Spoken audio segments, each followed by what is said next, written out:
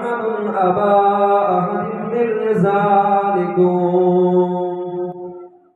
ওয়ালাকিন রাসূলুল্লাহি ওয়া খাতামান নাবিয়্যিন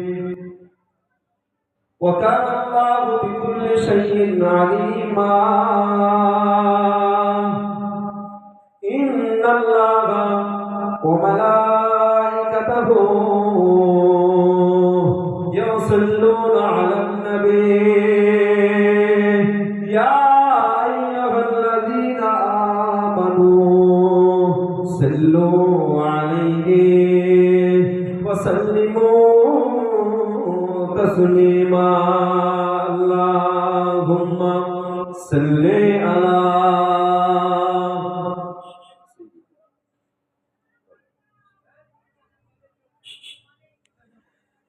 রাসূলুল্লাহ হাবিবুল্লাহ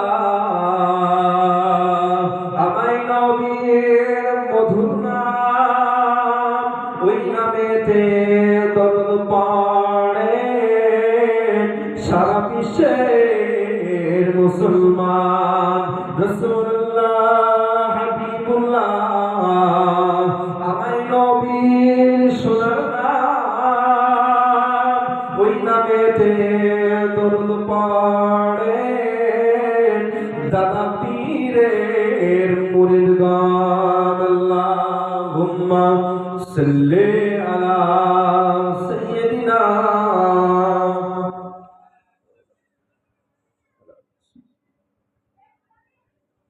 শোনো মুসলমান খুশি জয়গান বয়ান মারে গ্রামবাসী বড়ই ভাগ্যবান তাদের দ্বারা হইল কায়েম জান্নাতের বাগান শোনো মুসলমান খুশি জয়গান বয়ান মারে গ্রামবাসী বড়ই ভাগ্যবান তাদের দ্বারা হইল কায়েম জান্নাতের বাগান আসিল যারা এই বাগানে আসিল যারা এই বাগানে সবাইকে জানাই আহলান শোনো মুসলমান খুশি জয়গান বয়ান মারে গ্রামবাসী বড়ই ভাগ্যবান তাদের দ্বারা হইল কায়েম জান্নাতের বাগান তাদের দ্বারা হইল কায়েম জান্নাতের বাগান আল্লাহুম্মা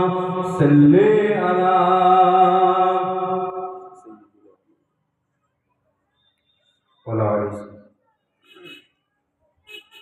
মা ফাতিমার ফুল বাগানে মা ফাতিমার ফুল বাগানে ফুটল দুটি ফুল হাসান হোসেন নাম রাখিলেন মুহাম্মদ রাসূল জোরে বলুন সুবহানাল্লাহ মা ফাতিমার বাড়িতে দুটো ফুল ফুটেছিল একটা হলো হাসান একটা হলো হোসেন যাদেরকে আমার আল্লাহ জান্নাতীদের সরদার করবে জোরে বলুন আর জোরে মা ফাতিমার ফুল বাগানে ফুটল দুটি ফুল হাসান হোসেন নাম রাখিলেন মুহাম্মদ রাসূল হাসান হোসেন নাম রাখিলেন মুহাম্মদ রাসূল আল্লাহুম্মা সাল্লি আলা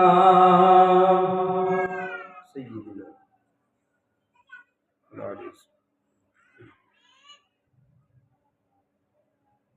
আমার দিদার নিকা আল্লাহ ওয়ালা ভাই বাবাজিরা মা ও বোনেরা পর্দার আদলে পর্দার সেটা ধর্মিকা মা ও বোনেরা আমি সকলকে অন্তরের স্থল থেকে সালাম ও মোবারকবাদ জানালাম আমরা সকলে প্রশংসা করি সেই রব্বুল আলামিন আল্লাহ পাকের দরবারে যে রব্বুল আলামিন আল্লাহ পাক আল্লাহ তাআলা গুনার কাছ থেকে দূরে সরিয়ে রেখে দিয়ে এমন একটা জান্নাতের বাগানে এসে বসবার মতো তৌফিক দিয়েছেন সেই রব্বুল আলামিন আল্লাহ পাকের দরবারে মন খুলে সকলে একবার বলি আলহামদুলিল্লাহ তারপরে বলে জানাই যে নবীকে না সৃষ্টি করলে আল্লাহ আসমান জমিন চাঁদ সূর্য তরুণতা আমার আল্লাহ কিছুই সৃষ্টি করতেন না সেই নবী পাকের দরবারে দরুদ ও সালাম সকলে একবার বলি সাল্লাল্লাহু আলাইহি ওয়াসাল্লাম।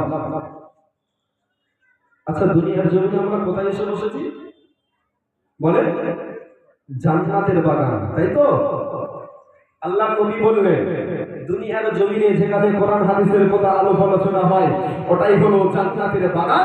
ওই বাগানে যারা এলো ওয়াজ নসিহত শুনলো সেখানে আখির দোয়া নিয়ে চলে যায়, আমি নবী দাঁড়িয়ে দিলাম আল্লাহ তাদের জীবনের জিন্দেগির গুনার খাতাটা আমার আল্লাহ মুছে দেয়। জোরে বলুন, আরো জোরে। এই কপাল ফাটা মুসলমান এই জান্নাতের বাগানে না বসে বয়ার বাড়ি চায়ের দোকানে বসে আড্ডা মারছে। এই মুসলমান মার খাবে না তা কারা খাবে ভাই? এই মুসলমান মার খাবে না তা কারা খাবে? পরিবর্তন এদের ভিতরে নাই, এদের ভিতরে একতা নাই, সেই জন্য মুসলমান সব জায়গায় মার খায়। তাই বলি জান্নাতের বাগানে না বসে বয়ার বাড়ি আড্ডা না মেরে রিয়াজুল জান্নাত জান্নাতের বাগানে এসে বসে যান, অনেক ফায়দা আছে, অনেক লাভ আছে। আল্লাহর নবী বললেন,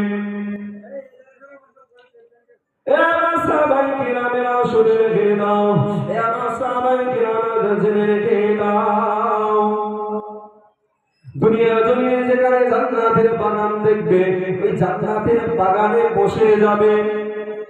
দুনিয়ার জমিনে যেখানে জান্নাতের বাগান দেখবে জান্নাতের বাগানে বসে যাবে। আল্লাহ নবী সাহাবীরা জিজ্ঞাসা করেছিলেন, ইয়া রাসূলুল্লাহ ইয়া হাবিবাল্লাহ হুজুর, দুনিয়ার জমিনে জান্নাতের বাগান কোনটা? দুনিয়ার জমিনে তো অনেক বাগান দেখেছি, তা জান্নাতের বাগান কোনটা? আল্লাহ নবী বললেন, এ আমার সাহাবায়ে কেরামেরা, এ আমার সাহাবায়ে কেরামেরা শুনে রেখে দাও, এ আমার সাহাবায়ে কেরামেরা জেনে রেখে দাও, দুনিয়ার জমিনে যেখানে কোরআন হাদিসের কথা আলোচনা হয় আমি রাসূলুল্লাহ জানিয়ে দিলাম ওটাই হলো আল্লাহ পাকের জান্নাতের বাগান। জোরে বল, আরো জোরে বল। তাহলে এখানে কিসের কথা হচ্ছে? কোরআন হাদিসের তো নাকি? আল্লাহ রাসূল কি বললেন? দুনিয়ার জমিনে যেখানে কোরআন হাদিসের কথা আলোচনা হয় ওটাই হলো জান্নাতের বাগান। এর দ্বারাই বোঝা যায়, আশা করা যায় এটাই হচ্ছে জান্নাতের বাগান। কারণ এখানে কোরআন হাদিসের কথা আলোচনা হচ্ছে, আদাস অন্য কোনো দুনিয়াবি কোনো কথাবার্তার আলোচনা হয় না। এখানে কোরআন হাদিসের কথা আলোচনা হচ্ছে, এটাই হলো জান্নাতের বাগান। এই জান্নাতের বাগানে না বসে মুসলমান জোয়ার আড্ডায় লিপ্তা দিচ্ছ, রাস্তাঘাটে আড্ডা মারছ, এই মুসলমান কপাল ফাটা মুসলমান পরিবর্তন হন। পরিবর্তন যারা হয়েছে তাদের দিকে শৃঙ্খলা। কবরে কিন্তু যাব, কবরে কিন্তু যেতে হবে। কি নিয়ে যাব?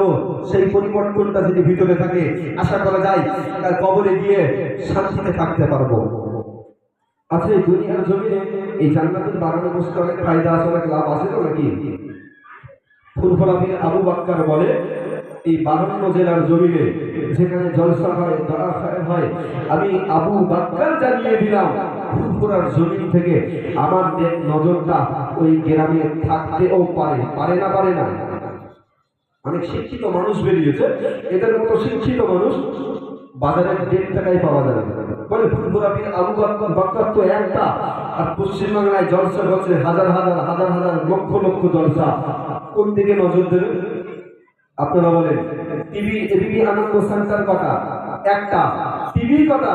হাজার লক্ষ টিভি। আপনারা বলেন যে খবরটা বয়ারবাড়ির জমিয়ে দেখানো হয় সেই খবরটা মালঞ্চই দেখানো হয় না?